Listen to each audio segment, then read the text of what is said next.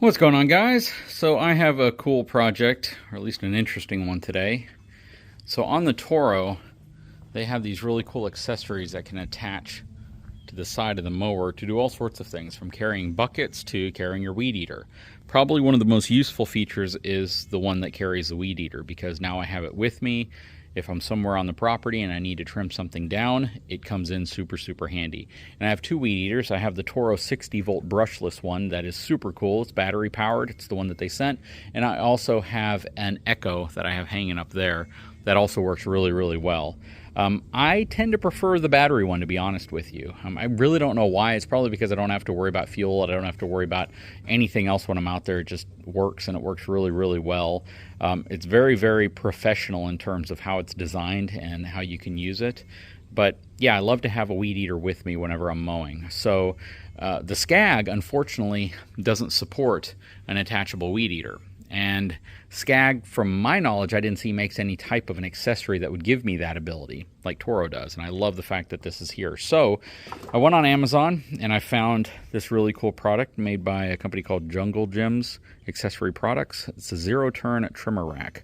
I purchased this. This wasn't provided. So yeah, it's going to be interesting to see how easy or difficult this is to install on the zero-turn. Got all the parts laid out right here. My big concern is something that Toro addressed really well with their design, and that is positioning the weed eater far enough off the side that it doesn't make contact with your bars whenever they're out. And that's a concern I have with the SCAG.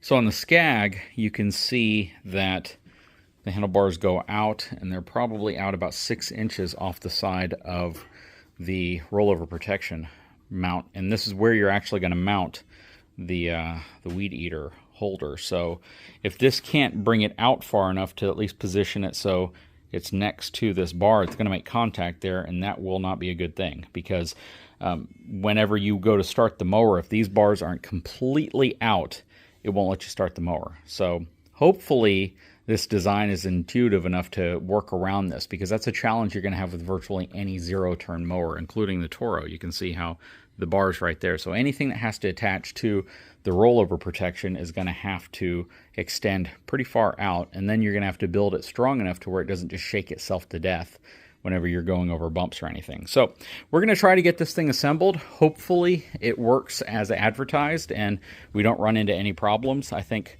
SCAG mowers and Toro mowers are definitely two of the more common commercial mowers out there, so it'll be interesting to see how easy or difficult, again, this is to put together.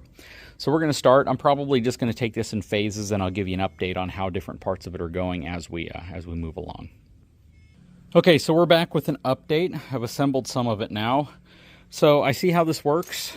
So this portion right here will attach to your rollover protection bar. They have this piece right here that extends further out, and it can actually adjust so you can raise it up higher or lower. It's pretty creative how they did that. I really wish they would have included two different lengths of this, one that was maybe an inch or two longer and then this shorter one. That way you would have at least had some flexibility, because if we go over to the mower, you're going to see that once it's right here, it's going to be awfully close to that one arm. So yeah, hopefully it fits. We'll find out. So far it's coming together pretty smooth, but we're going to keep trucking along and see how this thing ultimately looks when it's done.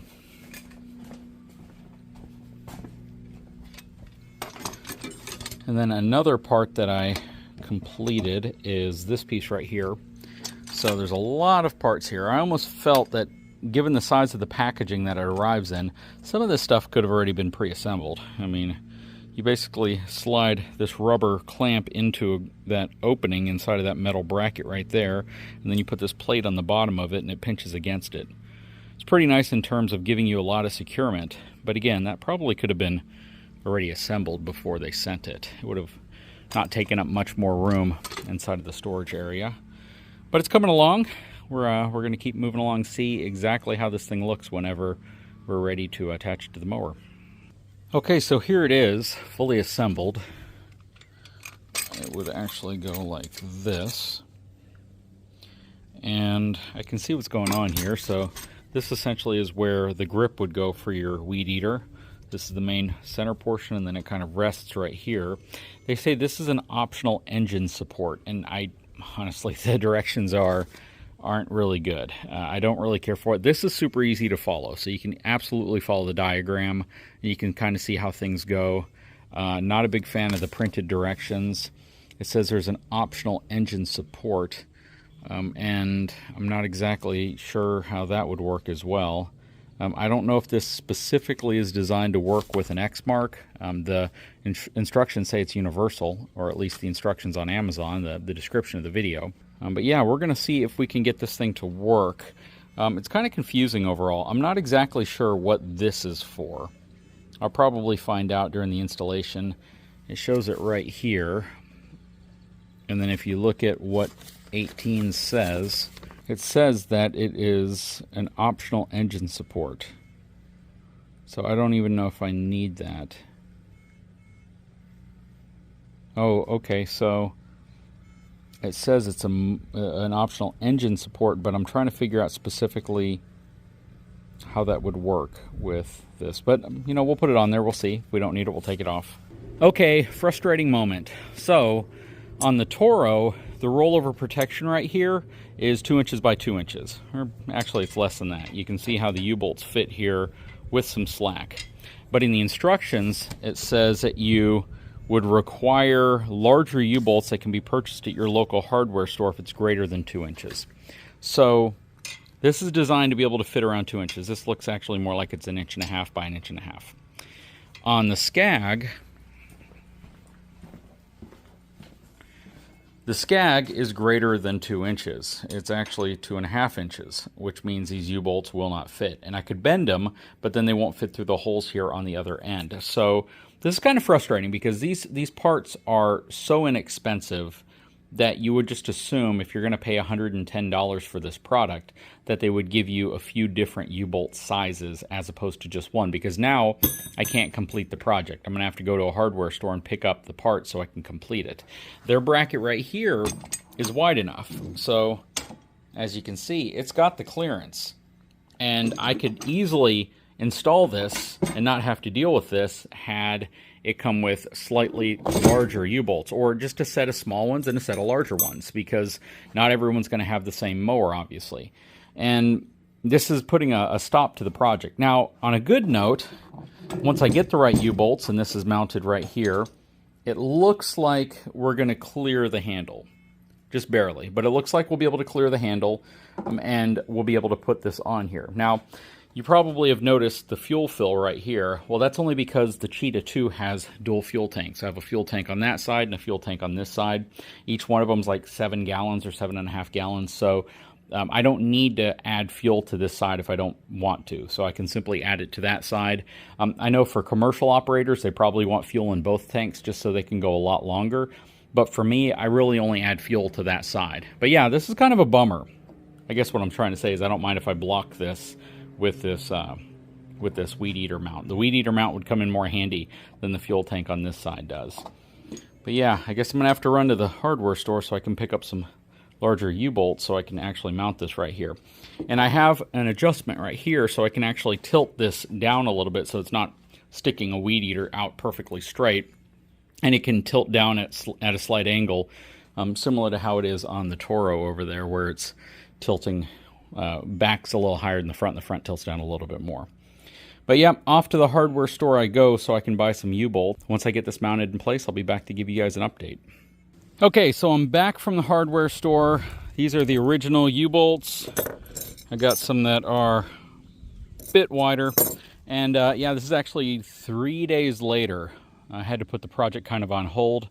But I also found out something else. So, because of the lack of really clear instructions, I assembled it according to the picture, but they don't really clarify if it's going to be on the, let's just say, driver side or passenger side of the mower. So I assembled it according to the pictures, and then I kind of realized now that this is assuming it's on the left side of the mower, or the driver's side of the mower if you're talking about a car, versus the other side, and I want it on the other side. So it doesn't look like it's going to be too difficult to change out. I simply have to kind of remove the hardware and swap it to the other side.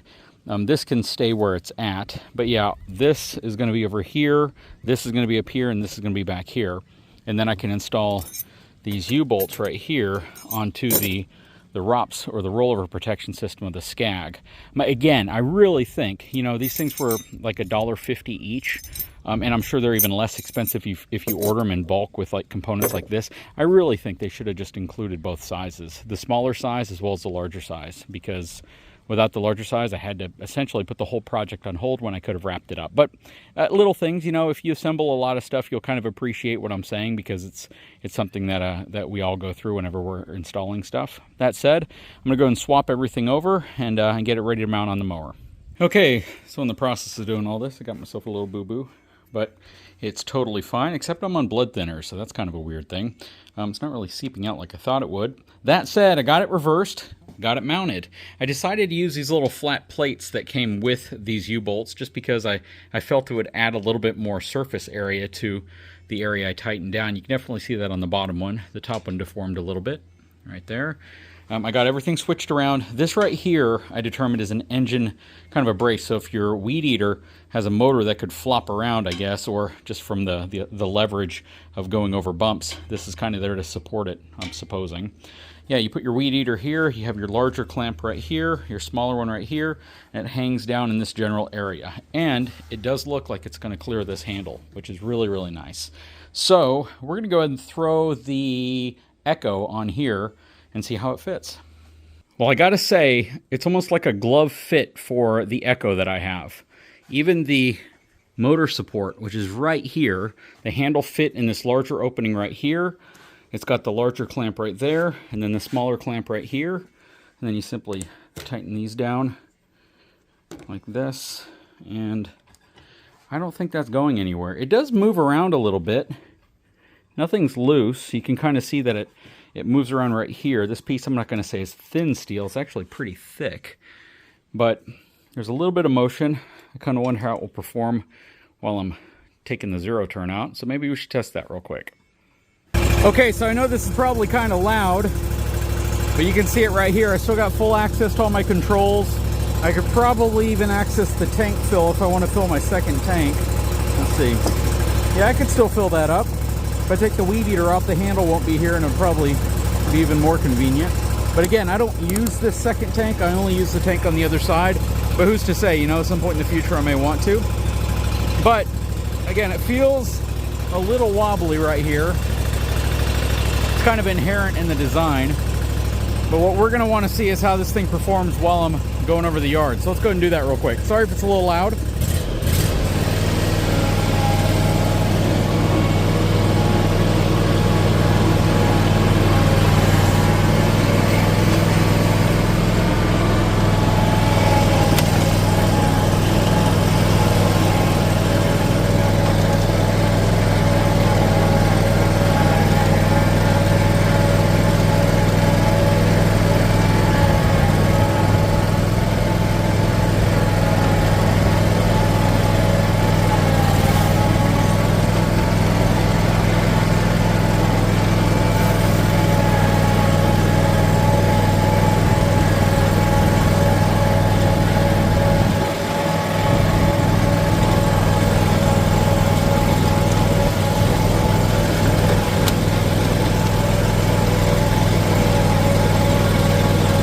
So far, it looks like it's doing pretty good.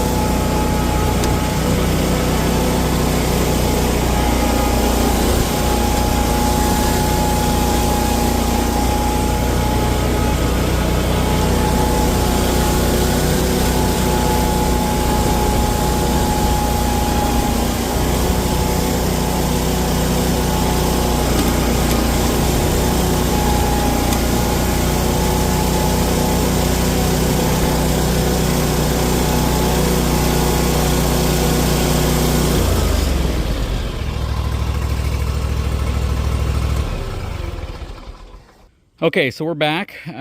It performed okay. You know, I don't know overall what the long-term reliability of this setup's going to be, because there's a lot of movement right here and along this arm right here. And it's not so much so in the way of it look like it's going to fail, but you can see what I'm talking about. If I move it from the front,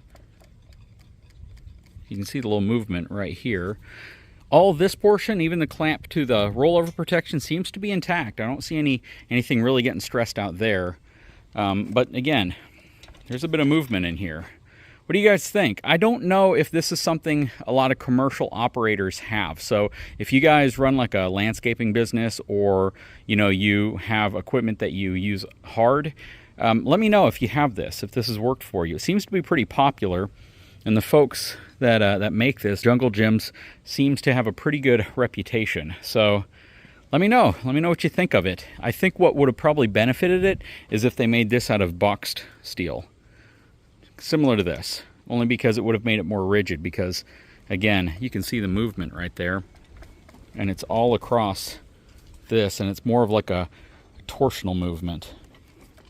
But so far, it seems to hold up. I know we haven't even mowed the grass with it yet, but the first time we get out and mow, which is going to be very, very soon, I'll let you know how it performs and if it stays attached or if it gets damaged or what possibly happens. I like the fact that it doesn't really make the weed eater stick up very high, but you still have to be careful if you're going under low limbs, like some of the limbs over here, or I guess right there, because if this sticks up higher than you're able to bend down, then there's a chance this could hit a tree. And it does stick off the back just a hair. So again, let me know if you guys use something. One thing I did, I moved it from the center holes to the back, so this whole assembly would actually scoot up a little bit, and I think that actually helps. Anyways, I'll put a link in the description of this video if you think this is something you may want. First time we get it out there and we use it, I'll let you know how it works. Guys, if you haven't had a chance, please take a moment, subscribe to the channel, give me a thumbs up, and we'll talk to you again real soon.